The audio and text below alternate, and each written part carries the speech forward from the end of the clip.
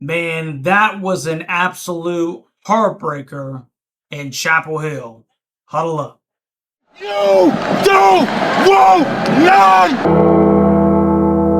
You don't want none! What's going on, Tar Heel Nation? It is your favorite North Carolinian, Russ, the Tar Heel. And unfortunately, man, in this huddle, we're going to talk about the 72-71 loss that the North Carolina Tar Heels just suffered at the hands of the Standford Cardinal in the Dean Dome.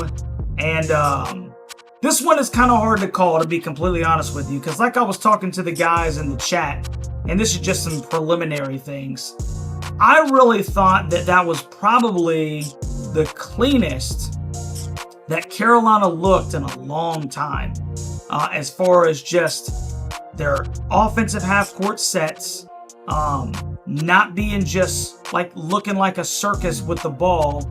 I felt like they got the ball down into the interior. The guards were able to dribble, drive, and penetrate. And we didn't look bad. We did not look bad, man. And, I thought they played one of their cleaner games, like I said, that they've played in a while.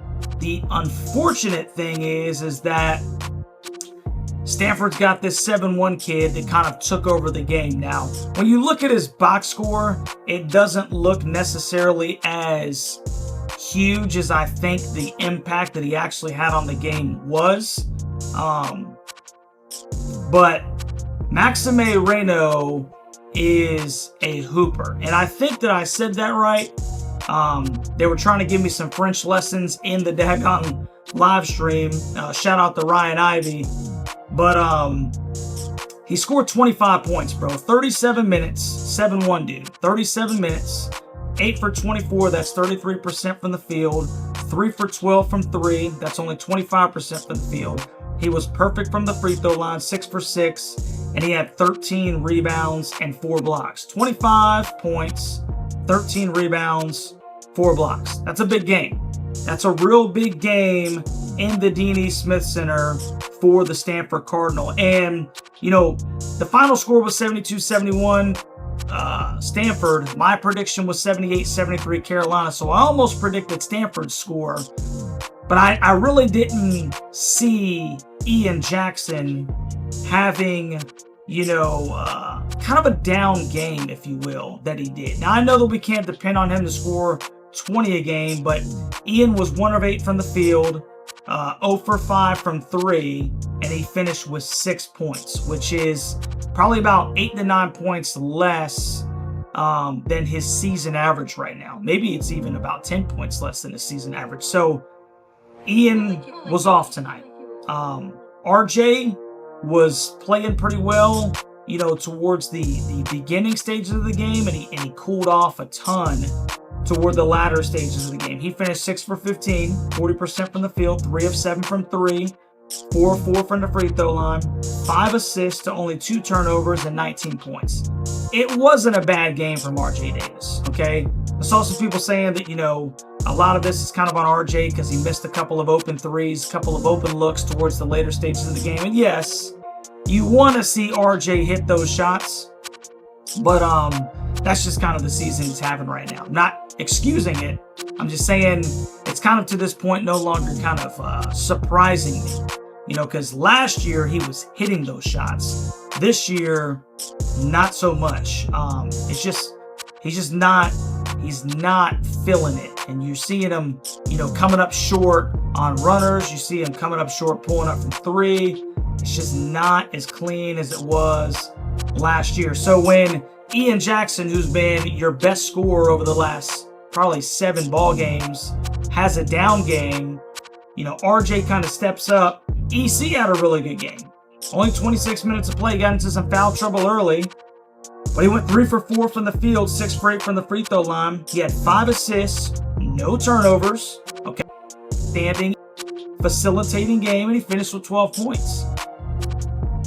And, I thought Elliot Cadeau looked under control for large portions of this game. I thought he attacked the basket well.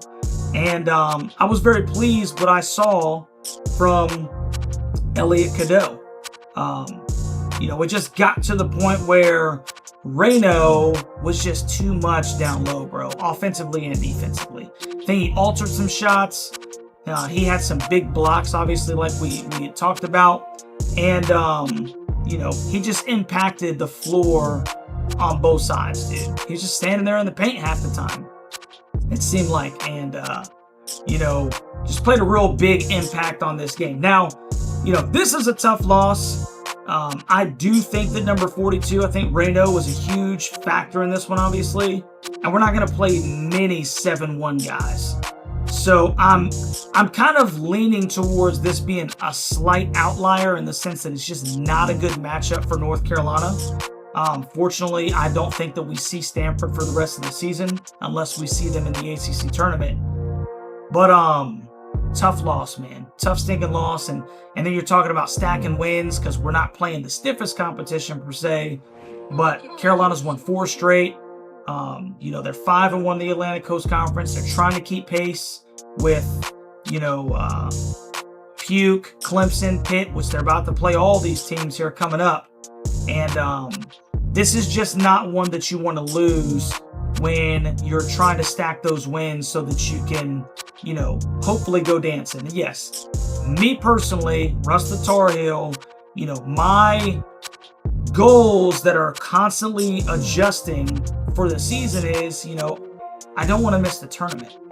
And that's why I think this loss hurts me right now a little bit so much, because it's a home loss to a team that we need to beat, considering the teams that we got coming up, man. But Stanford's not a bad team. All right, it's not one of the upper teams in the conference. It's not Clemson or Pitt. It's not Louisville or Puke. Okay, it's not one of those teams, but it's not a bad team.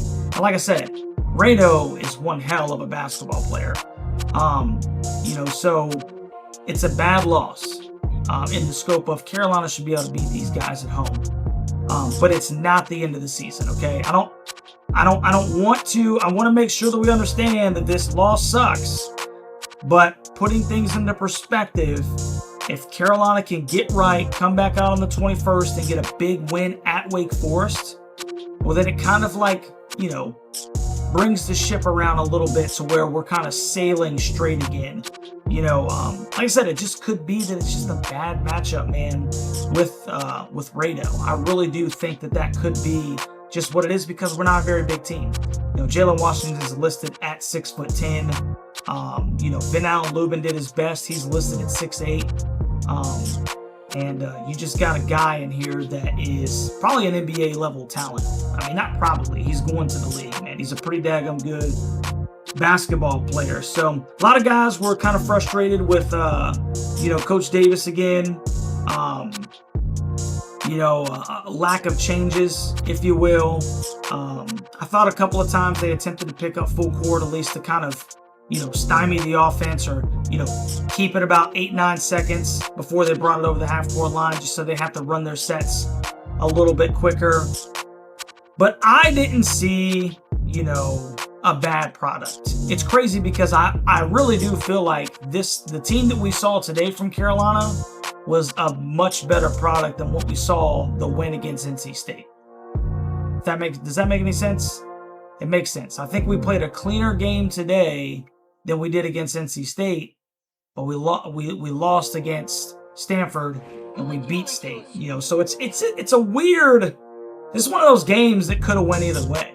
You know what I'm saying? We could be sitting here talking about how Carolina once again got over the stinking hill and we stacked another W. They just made a play, man. Blake's made one hell of a little play, driving to the lane, got a little distance from Seth, stepped back, had plenty of room, and knocked down like a 5 to 10 footer, man. Big play.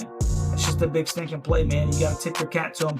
I don't think that Stanford team is a bad team, but obviously the University of North Carolina, it's sad that, we're not beating that team because we should beat that team.